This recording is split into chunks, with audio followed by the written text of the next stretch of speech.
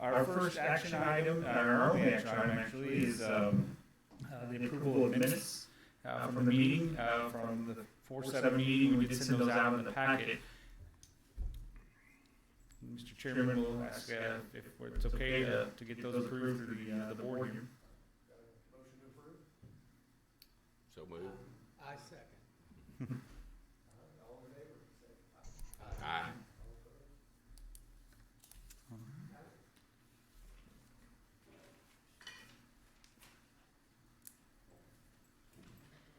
Good afternoon.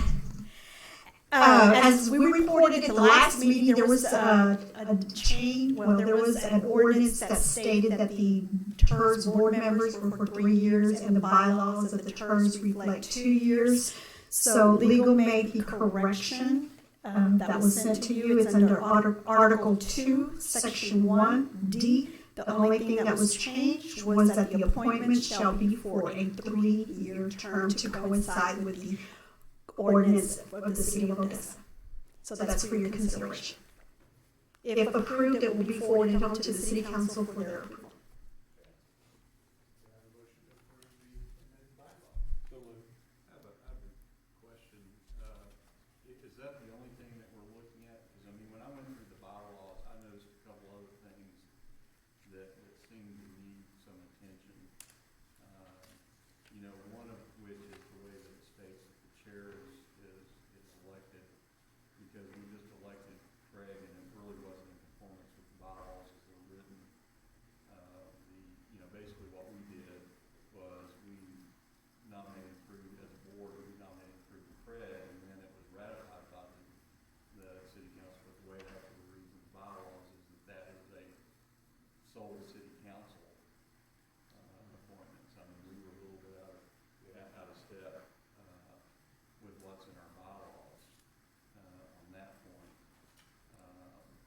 There were also a couple other items that as I reviewed all of it, because I didn't know what the change was. We knew the board last, but I went through it pretty carefully, and there's a couple things in there that kind of left out. I know I talked to Councilman Mata, who has appointed me to the board to get his intake on it. But there's also a section in there that says that basically the TIRZ board, with or without cause, can vote off any member that's on there, and those are city council appointments. And so I'm not quite sure how that would function. I know Councilman Mata is a little uncomfortable with that. So I don't know if there are other things that are open to discussion and review as we look at approving amended bylaws, but there were several things in there that I kind of felt like we need to take a look at and kind of clean up to make sure that we're doing all the things we're supposed to be doing, and we're doing it the way that the city council I think is expecting us. Absolutely. The board can recommend changes, and we can, if the board will send us an email to staff, either myself or Dan Jones in the legal department. We'll be happy to make those changes and bring it up at the next board meeting for the TIRZ board's consideration, and we could have all those changes to the city council at once, so we can hold off on this if that's what the board wishes to do. Well, just so I'm clear on the one issue of Craig's, I guess, appointment. Now, so we made a recommendation, right, and then the city council basically ratified it. But in the bylaws, it's stated. What was it? It's stated solely that it's a city council appointment, so we don't have any input in it with that. The way that it's written in current bylaws. And the way the agenda item was written to the council, it was a recommendation from the board. The council had the ability to vote that agenda item down and appoint somebody who they chose at that time. But it was just simply a recommendation that came from the board. Well, I kind of like Jeff's idea, though, that it'd be in the bylaws that a recommendation be issued through the committee, and then the city council would vote on it thereafter. And to that point, and I can't find it quickly in here because there's a lot here, but in the tax code that creates the TIRZ and gives us our rules, that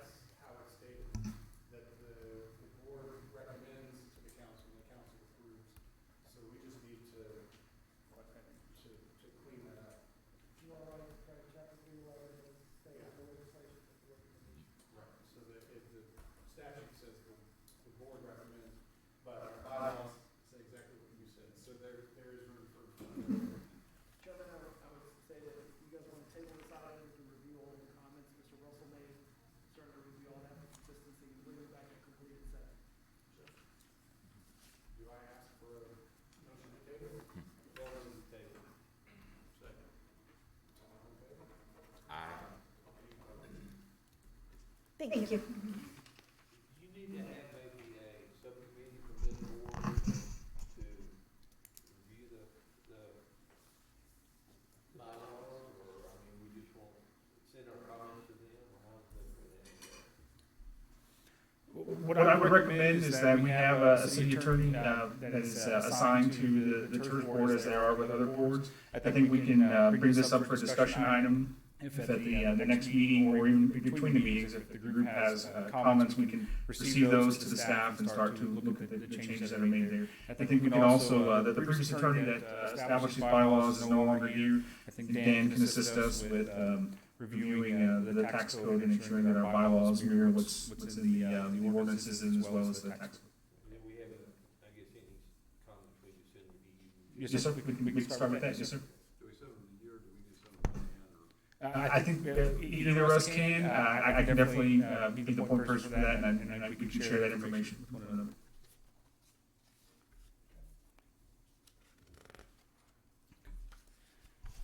All right, the next item is to discuss the Open Meeting Act training. So there is an online training that is available to boards for the Open Meeting Act. It's a YouTube video that's put out by the state.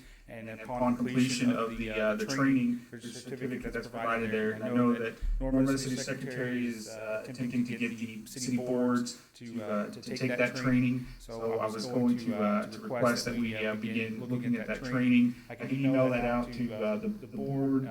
Again, it's about an hour long to get that, and it does clear up some of the questions. It's a riveting hour, yes, sir. It'll keep you awake the whole time.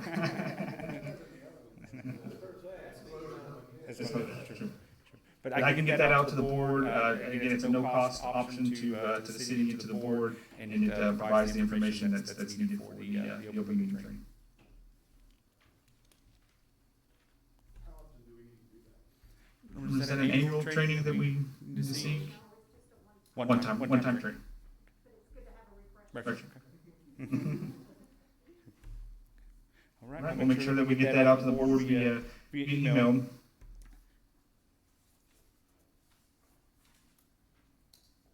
Ready for the next item? Okay. The next item is a discussion item regarding planning and future projects for downtown. I wanted to make the board aware that at the last council meeting, we did take the downtown master plan update, and that master plan was presented by Kimley Horn, and that was motioned and it was not passed at council. So there are other options if the board wants to continue to look at that. We can, and I say we, the board, can choose to bring that back to council if it so chooses to, and that was part of the discussion with council, if there was further discussion to be held there, so that is an option there. There was also discussion about continuing projects downtown. So Mr. Rowe and I both wanted to leave that for the board to discuss on next steps as it relates to planning and projects for downtown.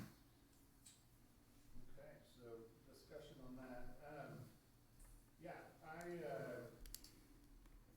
didn't quite know which way that council vote was gonna go after the workshop, so that was kind of is what it is.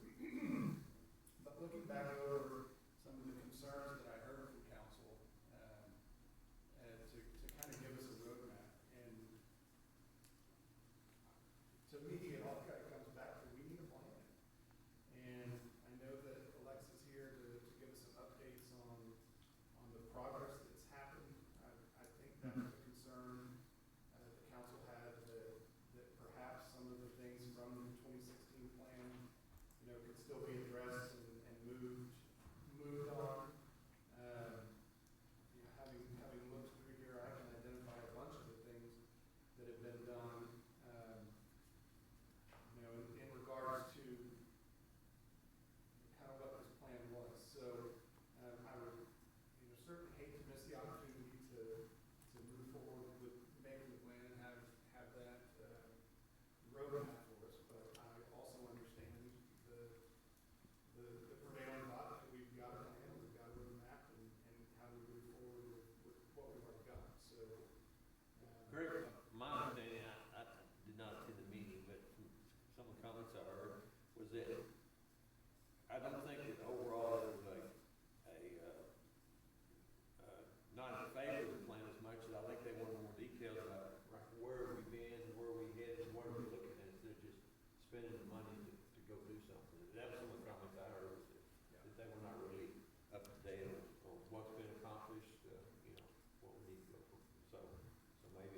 said, it's one of those things probably the city council, needs to be updated on where we are, what had been done, those type of things before we move forward.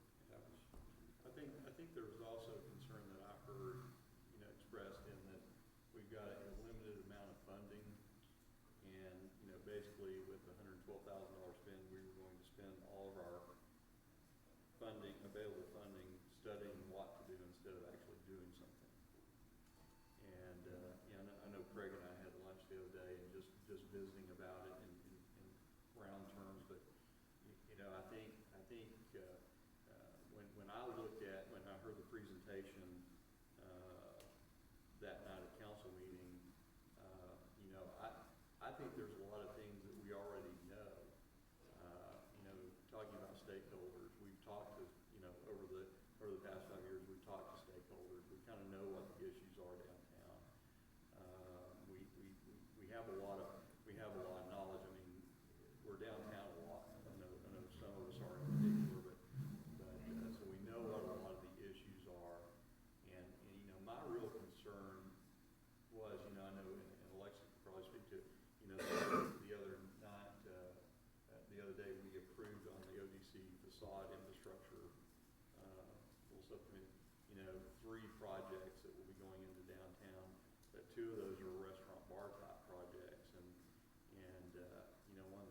one of the discussions that we kind of had is just kind of an ancillary discussion to, was available parking, because some of these facilities are going to need, potentially quite a lot of parking if they really come to fruition, and so, from where I sit, again, I think we have a good basis in the 2016 plan. I would personally rather see us spend money actually accomplishing some things that are going to become very urgent, because as these projects get underway and we have more traffic downtown, we have more people hopefully coming in to take advantage of these restaurants and bars and things like that. I know just, because like I say, I'm downtown all day, every day, but, even like the little seafood restaurant that is open, I mean, in the evening, you can't find a place to, they seem to be doing, you can't find any place to park, and so I think, what I would like to suggest we maybe look at is really compiling a short action list of things that need to be addressed kind of immediately within the confines of our 2016 plan, and then be able to use our funding as effectively as we can, because I'm afraid if we don't get some things accomplished, some of these guys are going to have trouble from the day they open, because they're going to have parking issues, and they're going to have some other issues that if we don't address those, I mean, it's great that we're getting those properties redeveloped, but we've got to be, thinking through, I think, what some of the potential problems are, the hurdles are that are going to become about as those properties get redeveloped and opened. Well, we've discussed that before you came on board. I mean, we've identified parking as a major concern, and in fact, when Kimley Horn made their presentation to this board, one thing I said was that this all sounds like what I've been hearing for the last 25 years, but the other board members felt that they did the better presentation, and I went along with that because I want to be cohesive as a board. And I don't know, as far as some issue like parking, when it comes to the amount of money we have to spend right now, that doesn't go very far. So how do you suggest maybe addressing that? I think again we have to kind of look at priorities, and what can we do. I mean, we have the JCPenney side, which is closely adjacent to several of the restaurants that are opening or have opened. You look at that property's been sitting vacant for a number of years now, since the old JCPenney was demolished. I don't know how far that money would go. I really don't. But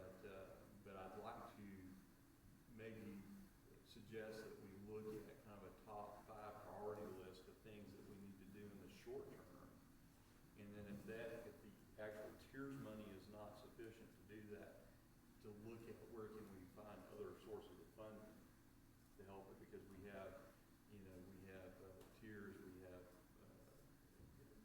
all these funds of money out there that everybody's always fighting for, understandably, but, to look at all the available places that we might be able to find funding to do parking, or that we might be able to do. I mean, the things that they have done some really good things, and I was really happy to see some, where we narrowed some streets down to single lane in each direction and did slant in parking. That was a really smart thing to do. Yes. I don't know who came up with that, but That came from the master plan. so that was a really good thing, and you kind of see the benefit of that, and that cost almost nothing to do that. That was striping and a little bit of rejiggering. So it just I think for $112,000 or $120,000, whatever we've got in the TIRZ camp, that we might be able to in the short term use that very effectively to solve some immediate problems that are going to be coming very quick. And part of the discussions we've had around this is, I think we can do more than one thing at a time. So we can look at how do we move forward on getting the master plan updated, and how do we find some quick wins and solutions at the same time. I know Michael could discuss more about some of the funding. Yes, and thank you for bringing that up, Mr. Russell. One of the things that I don't know if all of the board is fully aware, but in the 2019 CO issue that the city did, we set aside $7 million for downtown improvements. So in terms of dollars, Mr. Russell, I mean, I think there are dollars there as well. If there is in fact a project that you identify, we've always looked toward the master plan in order to guide us on the use of those $7,000. Obviously, the council's chosen not to go in that direction, so we'll have to kind of think back. And the thought has always been, for some of you who have been on the TIRZ board, that this board would essentially be the sounding board, the recommendation board, would have a direct involvement, as would obviously the stakeholders in downtown, as to how those dollars would be programmed. So in terms of dollars, I think you have, there's money there that the council has access to. So it's really kind of what your direction and ultimately what the council's direction is, but in terms of dollars, that we do have some available.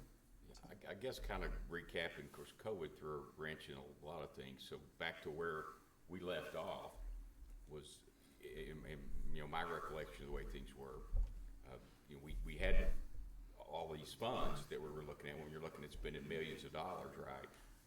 It seemed proper that we would want to spend money to come up with the master plan and revise it prior to spending any of these monies. And so in the order of things, we really looked at that almost a year ago, and then it almost all got tabled, because of COVID, and then now we've got a new council, and so we've lost a ton of traction. I mean, the education that happened is not there with the current council as it was with the prior council, nor some of the TIRZ board, I mean, as far as that goes. But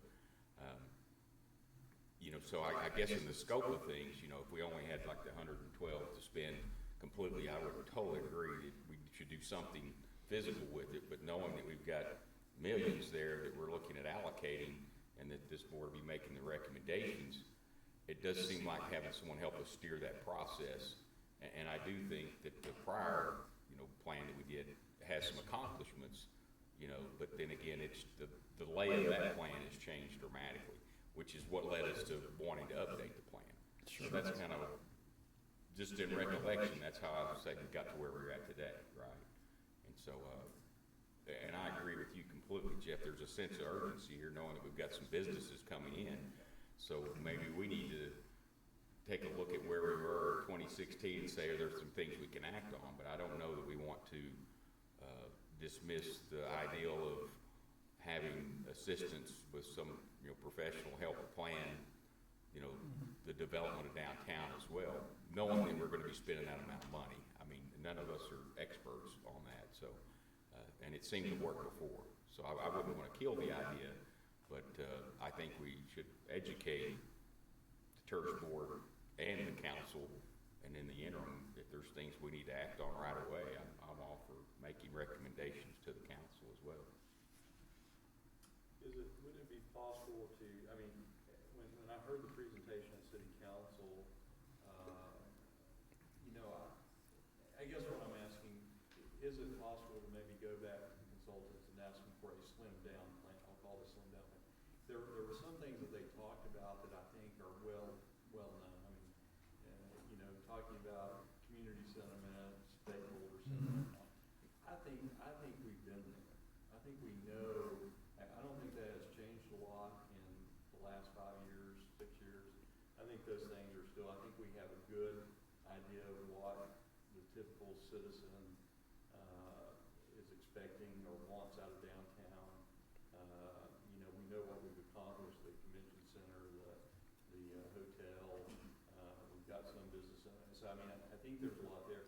I think I would feel probably a lot more if we could kind of, and I hate to call it fluff because that's a little bit of a drug, but if we could get down to the bone of it and get a very streamlined plan where we really look at, okay, what have we accomplished and what do we need to complete. I don't think, this is just me speaking, but it seems to me maybe not like good money spent to go through this whole big, consultant circle of sentiment and perception and all that. At this point, I think we know what that is. I think we know what our community is looking for in the downtown revitalization. So if we could focus in on the actual, how do we get there part, and come, ask them for a kind of slimmed down version of it, where we could cut that cost maybe in half or something, kind of get it down and get us laser focused on getting some things done in the short term.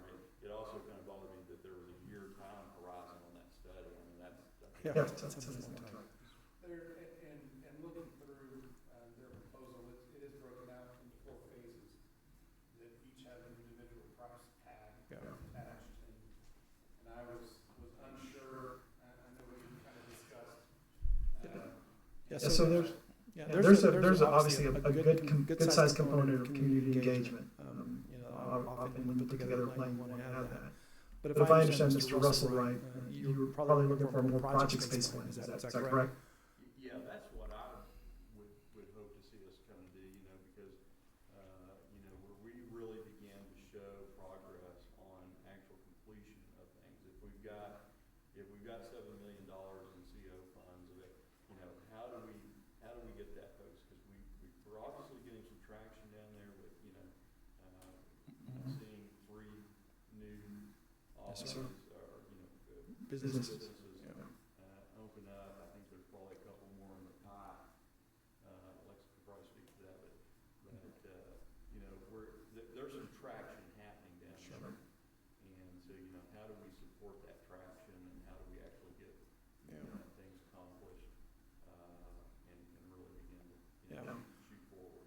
Well, and to your point, Mr. Russell, whenever we discuss the setting aside dollars in the CO with the council, we targeted on those big ticket items. Obviously, there's some significant road work that could be done in downtown. There's obviously a significant amount of lighting and safety measures that need to be taken care of.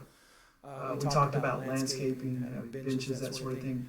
I think our issue has been in downtown, and as it relates to parking, people not wanting to walk, it's not very attractive.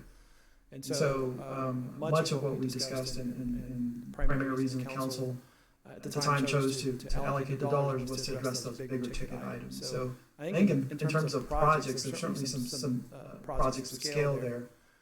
For us, obviously, we would work with a designer to do those projects. And if we don't get a master plan, then we'll still have to go that route, right? Because while we have engineers on staff, they're not electrical engineers. While we have engineers, they are typically consult out projects, road projects, things of that nature. So there's going to be outside consultant involvement on any scale project that we do. But again, just to make that point, that when we looked at the $7 million and why it's such a large number as we looked at downtown holistically, and really changing the look, the view, and the feel of downtown. If I may ask as well, Mr. Mayor, Mr. Russell, as you stated, of paring the plan down, bringing it down, I will tell you initially that the Kimley Horn Group, when they provided their plan, it was a much larger plan. And we did look at that scope of work, and some of the items that we took out of there, they were the requests to look at our zoning ordinances. Are we prohibited on how we're bringing businesses into downtown? And that was directly addressed in the 2016 plan, and how we now have an overlay zone. We have zoning that is more conducive down there. There's also going to be discussion about incentives that allow for businesses to come down. And that, again, came out of the 16 plan, where we have our 380 agreements done, such as with groups as Torchies, our ODC grant for facade and infrastructure. So some of those items that we saw that were within the 2016 plan that we've been able to accomplish, we pulled those out, and that's where we were able to end up with the scope that we have now. Again, I would like to see us just, the community engagement part and all that, I think we know that. And so if we could maybe ask them for, a plan that kind of strips away some of that stuff that looks like maybe they've already broken it down. But I think the council is going to be much more on board with something that seems a little bit more cost effective. If that is the desire of the committee, we can certainly have a discussion with Kimley Horn and see if there are some elements that can be either pared down or removed entirely. I like that. I mean, I think we selected Kimberly Horn earlier just because we felt like they were the best candidate, knowing that if the issue is right now is just cost, then that seems the next logical thing. Just say, hey, can we get back to the bone part of this that Jeff talked about, and say, can we eliminate some of the things maybe that we already feel like are known or potentially don't need to be revisited. We can certainly have a discussion with them. I'll caveat by saying that we're going to ask them in the context, if we take that component out, how will that affect the plan? Will it compromise any of that? And so hopefully the response will be no, but we can certainly have that discussion with them. One question, I guess, on some of the businesses that will be opening soon or actually start their renovations or building. How soon before we think anything's going to open? Because as Jeff mentioned about parking and things, I'm just kind of thinking of our timeline as to, that we need to do something sooner than later to prevent that being an issue. Totally, I think, and I think Alexis is going to have an update on all those businesses, but I would say some are going to probably open relatively soon. There's an infrastructure grant for the building directly across from the Casino Loesa. They've done the facade, so all they have to do the interior, so that one will probably be open, and that's I think it's primarily a bar, is that right? Yeah. So that one may be open, the other ones I think are in the beginning stages, so that may take some additional time. Chris Rodriguez has expressed his desire, he wants to be open before football season. That's pretty quick. And also to that point as well, Powell with our Public Works Department will also discuss some of the parking improvements we've done. Of course, it's not going to accommodate all of the parking that we need for downtown, but there will be discussions about some of the parking we've begun to improve downtown as well. Any other questions on the planning project discussion? So just so I'm clear, so we'll get with Kimberly Horn, see if they can pare that back a little bit, and that'll come back up at the next TIRZ meeting. That's the direction of the board. We will make sure that we do that. I think it's worth looking into. Okay.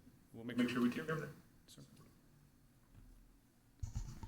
Okay, the next agenda item is a update from downtown Odessa. Alexa will do that for us.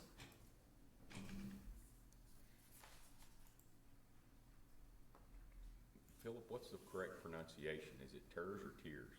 I hear it both ways. So I think I say it wrong. It's TIRZ, and I say That's what I hear is TIRZ, yeah. Yeah. I apologize.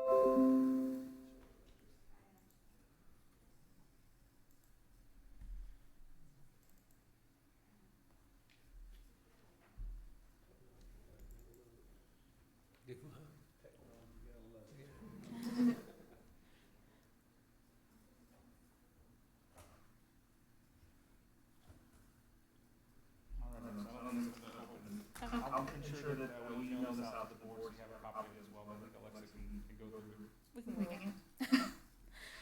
Well, hi everybody, thank you for having me. So we're just going to do a quick little overview of just some updates that I've asked to give about what we have in progress, what's been going on downtown, all of that good stuff. So we're going to start off with some new businesses. We've had 12 new businesses open since the beginning of 2020, so that's a lot of action even during a global pandemic. So I think that really speaks to the heart and the resiliency of so many of our downtown businesses. Since October has actually been where a bulk of them have opened. We had about 4 or 5 different businesses open in October of 2020 alone. We saw a couple more in November, and now even into 2021, we've had 3 different businesses open in just this calendar year. So a lot of, action going on downtown and a lot of new developments and everything going on in that regard.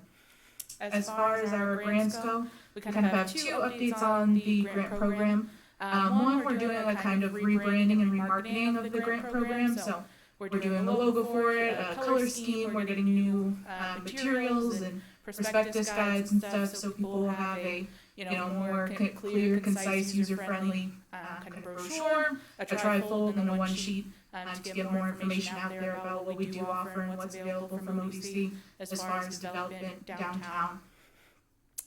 What we have going on currently with the grant program, there are 2 grants that are in their final stages. We have LCA and also Ambler Law. They've both completed their projects, and they're just waiting on reimbursement. We have 3 that, as Mr. Russell said, just got approved and will be going to ODC and City Council by the end of the month.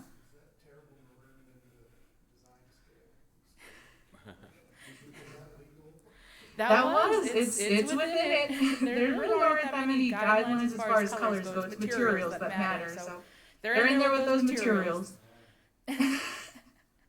And then the 3 that we have coming through the pipe are Icon Tavern, which is at 418 North Grant. That's what you're going to see kind of more as a sports bar and grill type thing.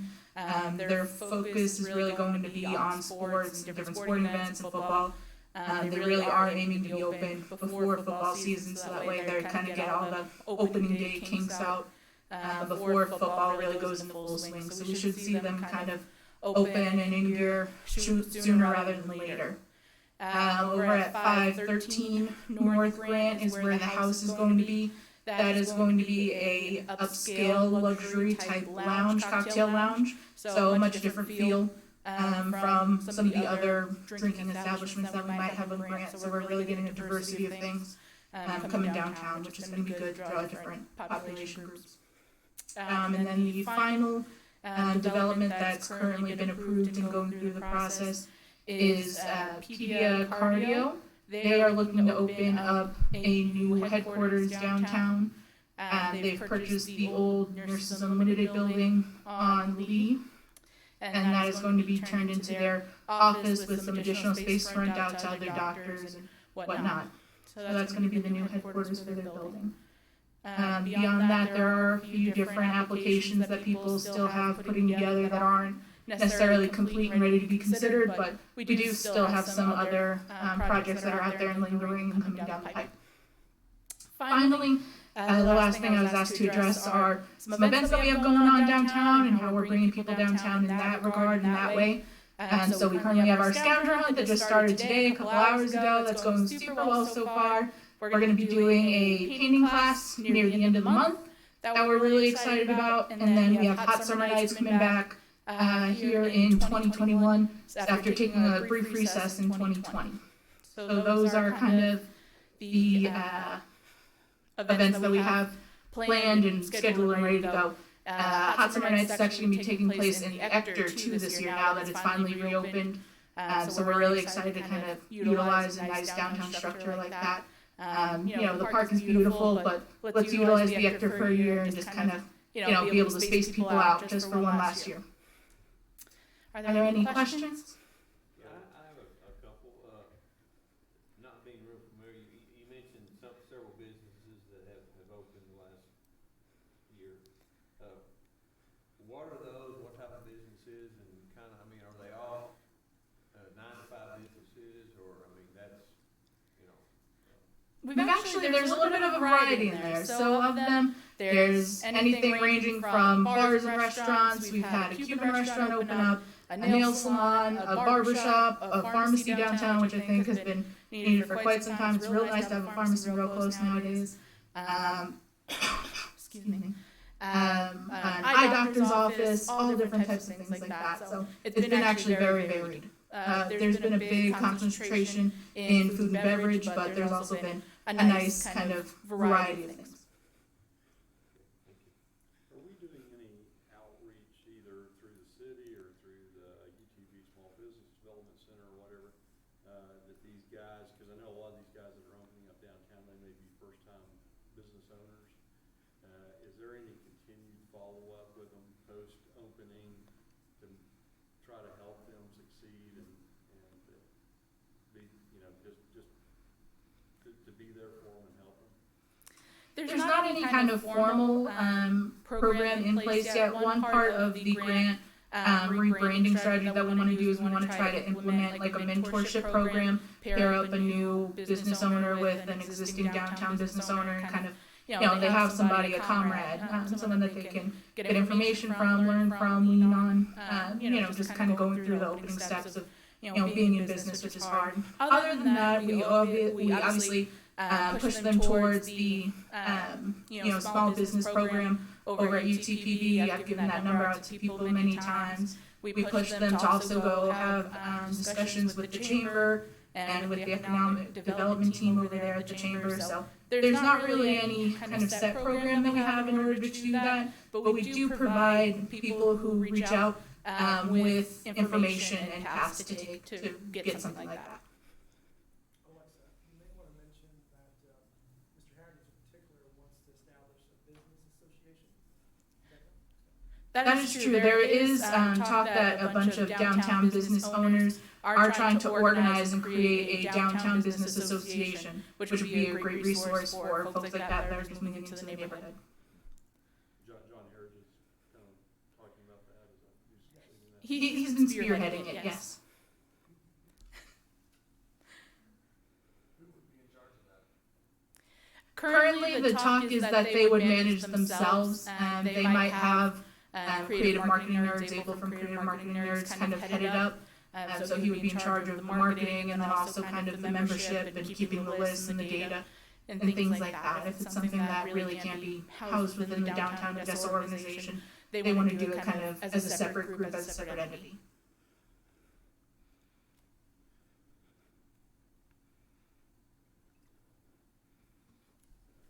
All right, well, thank you guys. I appreciate it.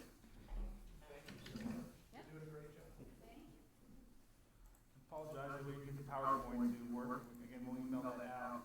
Next, we have Hal Feldman with our traffic division in Public Works, and an update on some of the public works projects that are taking place downtown. Keep your fingers crossed that the PowerPoint opens. Yours open.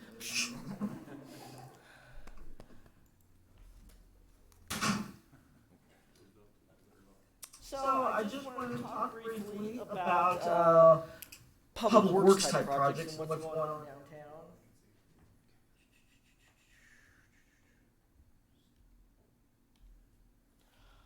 So the first one I'm sure everybody has seen is actually the tech stop project that's going on downtown. So I reached out to him yesterday to get an update of what's going on and what we're going to see in the future.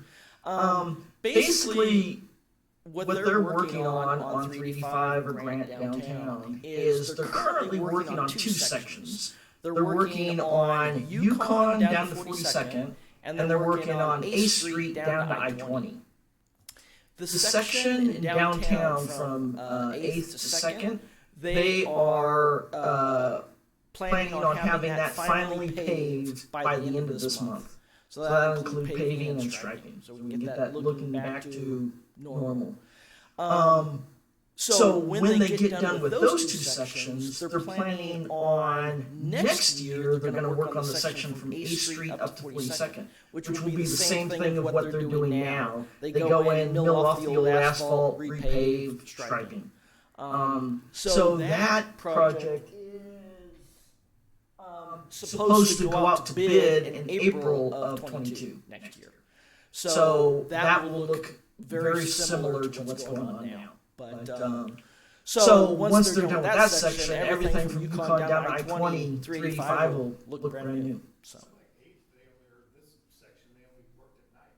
Correct. And they did that primarily for the businesses, so they wouldn't disrupt traffic during the day. So yes, everything else they've worked during the day. I'm sorry? Probably not. The other thing I wanted to talk about was there are two existing parking lots, city-owned parking lots, at 4th and Grant, both the northwest corner and the northeast corner. And I had a request from one of the local businesses that mentioned to me that none of those lights in those parking lots work. And so lo and behold, we went out there, and yeah, they were either all broken, the old glass globes at the top, they were in bad shape. So what we're doing is we're currently going through and retrofitting all those poles. We've got light working now on the west side, but we haven't finished, but then we'll be going to the east side also to get that working. So those will finally have lights again. And as Philip mentioned, we will be resurfacing both those lots and new striping on there also. So kind of a spruce up of those two existing parking lots. We were talking about parking. So let's see. This is Lee between 4th and 3rd Street. There is next to the south of the city clinic is a building, existing building that needs a complete rehab. So the plan is for the city to go in there and rehab that space. But then if it brings more city offices there, where that area is completely tight with parking. So the plan is the west side of the alley behind that building is currently a dirt lot. The plan is to build a paved parking lot there, and that will generate about 15 spaces for employees of that future city facility. What is to the north of that proposed 15? I mean, it looks like another vacant lot. It is, and actually that dirt lot belongs to that building to the north of it. We tried working out a deal where we would pave both lots and do a shared parking, but that never seemed to work out. So right now we're just going to pave the city-owned one. What business is that, Hal? Actually, if I'm not mistaken, I think there's actually two businesses in there, and I might be wrong if I said one was a law firm. There's a lawyer's office and a home hospice location. Yes. What was their objection?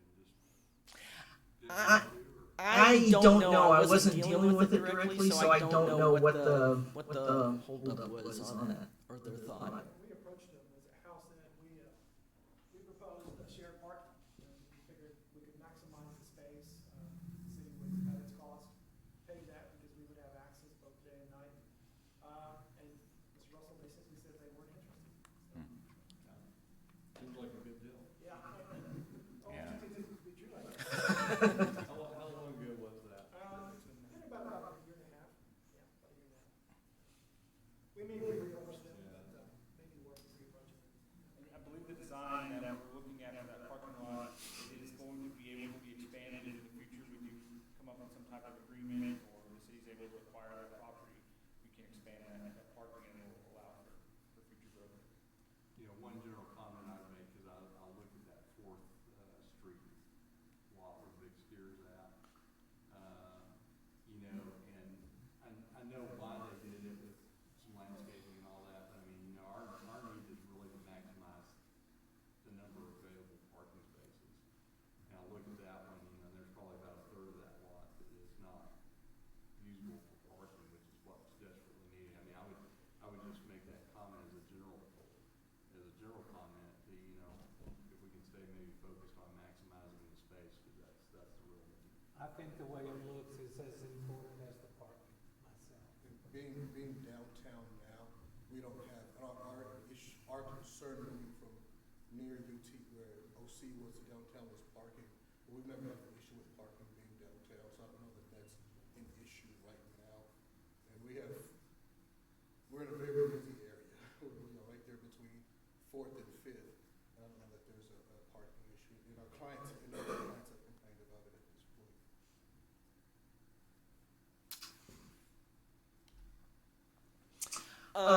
There was recently some demolition completed. This is basically at the corners of Jackson and 4th. The northwest corner was the old Firestone building, and the southwest corner was the old OA facility. Both lots have been cleared. The plan for the northwest corner is to build a parking lot there.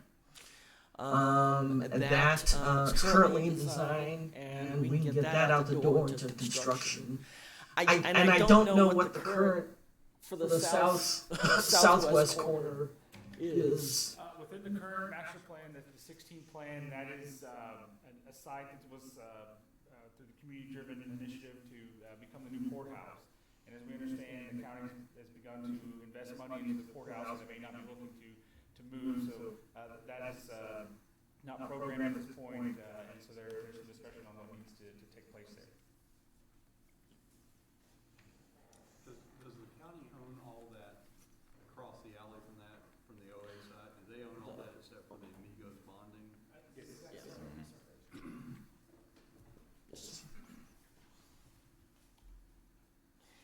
And one last thing, speaking of parking lots, it's not a very big one, and it often gets overlooked. Just east of the parking garage for Conference Center at 6th and Hancock is a parking lot. That was completed, when did we do all the construction? In 18? Where we did all the street lighting, the repaving of the streets, primarily around the Conference Center.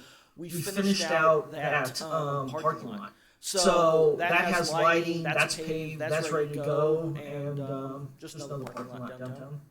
So. Let's not forget, the parking garage is also the public parking garage that's free. Yes. So, speaking about parking downtown. So. And I believe that's it. So, if you have any questions, yes, sir. I think the group may know this already, but the ankle parking thing, how many spots did we ultimately generate when we did that? What he's referring to is when we converted Jackson, and I think that was mentioned earlier. We converted Jackson between 3rd Street up to 7th Street. Before it was 2 lanes of traffic each direction with parallel parking.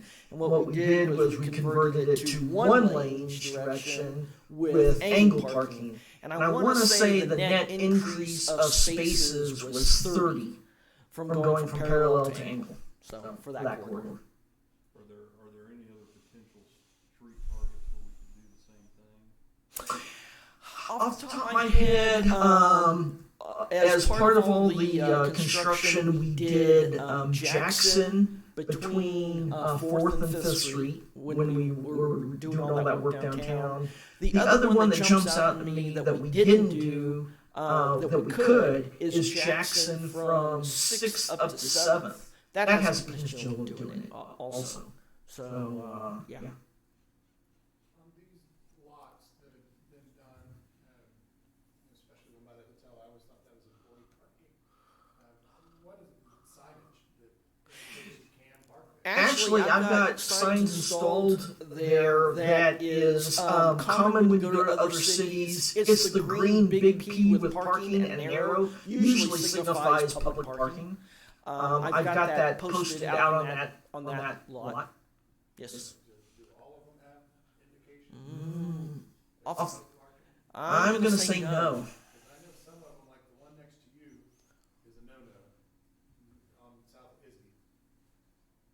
But then there's a city lot behind it, and then it's. So the one south of Izzy is a public, the one that's kind of to the west of that Yeah. Most of that's city parking lot for city vehicles, but the one that says upgrade current, that is a public. That's a public, yeah. That is the one with bulls at. Well, just for clarity, we have this, because this leads to a question I have. The one that says upgrade, that's city, right? And- Yes. And is that any potential for that to be public? It is public. It's public, Oh, yeah. is it? Okay. Yes, Okay. yes. Some of the west of Gavin, that's primarily for city vehicles. Okay. Right, to the west side of that alley that's right there. But no, the one outlined in red, that's city public parking, Okay. open to the public. Does it have designation, the signage? I wanna say no. I can certainly do that. It should, yeah. I'm confused. That's where we park. The one to the left of that is city. I guess my question is the one to the left of that, is that availability for public parking as well? The one to the west of the alley, no. That's primarily for city vehicles. And I think there's some signs out there that say city vehicle parking. Well, I know, I think one of the things, the lights in that area got put up pretty recently. That was Yes. a big improvement. Yeah. And you might have come in late. I was saying that we're gonna do the one on the east side of Grant also. That needs, cause all that lighting was not working. So yeah, both those will have hopefully functioning lights soon. Yeah. But yeah, I can certainly, for those two blocks, I can certainly install that signage. Maybe that would make the public more aware that it's public parking. I wonder if we ought to be very literal and say free public That's parking. what I was gonna ask. If it's just the P with the circle around it, can we find one that says underneath that for the public parking? 'Cause Yeah, I mean, you just use the B on the bottom, you put free, I mean, whatever. Yeah, public parking so that people literally know that. I thought that was city park. Yeah. So we can certainly sign those two. Yep. There's a lot that's across from Marriott's, that, across the acre, basically, The old Orange Cafe it used to be. and then yes, On the, That's city owned as well, yes, sir. is that gonna be paid for parking? I mean, about half of it's not very good to park on, that's what I No, was sir, afraid. that has been targeted for being paid at this point. Within the current master plan, that is identified as a mixed-use development. Oh, okay, so it might be, okay, that's fine, somebody's going. is there a plan to do pay for parking, not just the meter, but pay for parking further down from, like where the courthouse is currently is going north on Grant? Is that been part of the plan? I think we discussed it about a year ago, but I don't remember. there has been discussion off and on about that type of paid parking where you could use an app from your phone or a kiosk. I don't know if there's been any definitive answer, but yeah, that's certainly an option for downtown. Like John's here, right? And I know that area, because we kind of share the same area, one of the issues, we see people park there, they may be there all day. And maybe that can help traffic as well from that. And when you run a business that is pretty successful as John's, with people coming in and out, I think that might be helpful. Yeah, that's the thing, when you have parking, if you want it to turn over, you've gotta have meters or something, because, like you said, I've seen people who will come and park on Grant Street and live there all day long. And so. We do have parking attendants that go out and issue tickets, and we issue quite frankly quite a bit. We don't get everything, but we do. Right. But that's certainly something worth exploring, guys, because you're right, I think the key will be to keep those things turned over. Otherwise, they become personal parking spots. And those are all 2-hour parking. They're all 2 hours. Even the angle parking within that minor shopping center. Off the top of my head now, I don't remember about Jackson south of the conference center. If it's 2 hour, if it's open, I don't know. Yeah. What we need is a 15-minute only right in front of Georgie, so I can try. Just call Uber Eats. I have a hard time paying all that when it's 2 minutes from my house. Anything else on streets, any other questions?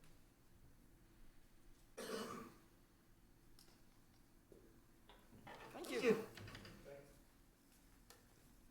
Mr. Chairman, I believe that concludes the agenda. If you'd like to motion to close this out.